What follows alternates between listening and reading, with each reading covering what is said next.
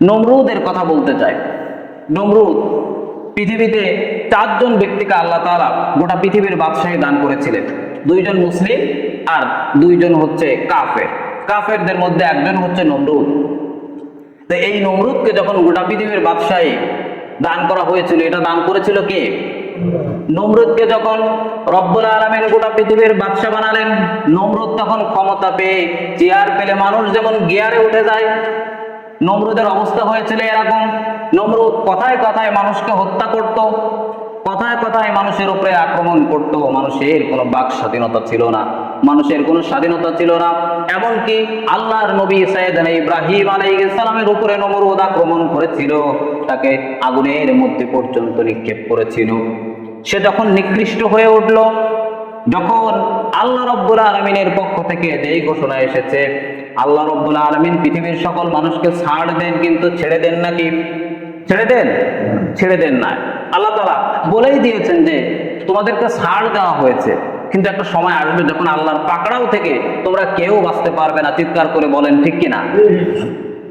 তো নমরুদ যখন অত্যন্ত অত্যাচারী হয়ে উঠল, নমরুদ যখন আল্লাহর আইনকে অস্বীকার করলো, নমরুদ যখন একের পরে এক মানুষের উপরে নির্যাতন আর নিপীড়ন করে চললো, একটা সময় চলে আসলো আল্লাহর পাকড়াও শুরু হয়ে গেল। একটা ছোট্ট ল্যাংড়া মশা রব্বুল আলামিন নমরুদের নাকের ভিতর দিয়ে ঢুকিয়ে মস্তিষ্কে ঢুকিয়ে দিলেন। এই মশাটা যত বেশি মস্তিষ্কের ভেতরে ঘোরাফেরা করে, নমরুদ অতিষ্ঠ হয়ে যায়।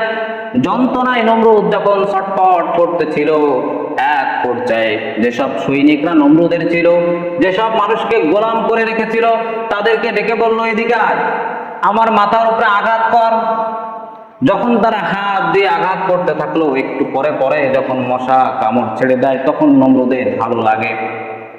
কিছুক্ষণ পরে মশাটা আবার কামড় দেওয়া শুরু করে। আল বাউদাতু জুনদুম মিন জুনুদিল্লাহ, এই পৃথিবীতে যত ধরনের মশা মাছি, যত ধরনের পোকামাকড় সহ যা কিছু আমরা দেখতে পাই, এটা শুধুমাত্র মশা আর মাছি নয়, এটা সরাসরি হচ্ছে আল্লাহর সৈনিক। বলেন ঠিক কিনা? এটা আল্লাহর সৈনিক, জুনদুম মিন জুনুদিল্লাহ।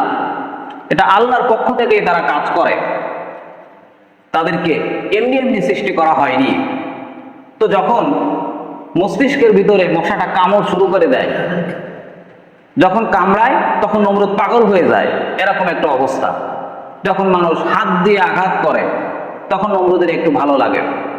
পর্যায়ে যেতে যেতে সেটা এমন পর্যায়ে গেল, নমরুদ তখন হুঙ্কার দিয়ে বলে, তোদের হাতে কি জোর নেই? হাতে যখন জোর নেই, তখন আমাকে জুতা দিয়ে পিটা। চিৎকার করে বলেন নাউযুবিল্লাহ। এবার জুতা দিয়া পিটানো শুরু হয়ে গেল। আমরা তো জুতা পায়ে দিয়ে হচ্ছে আপনার বার্মিজ চামড়ার জুতা, তখন কিন্তু বার্মিজ চামড়া ছিল না। ছিল না, কাঠের জুতা ছিল তখন।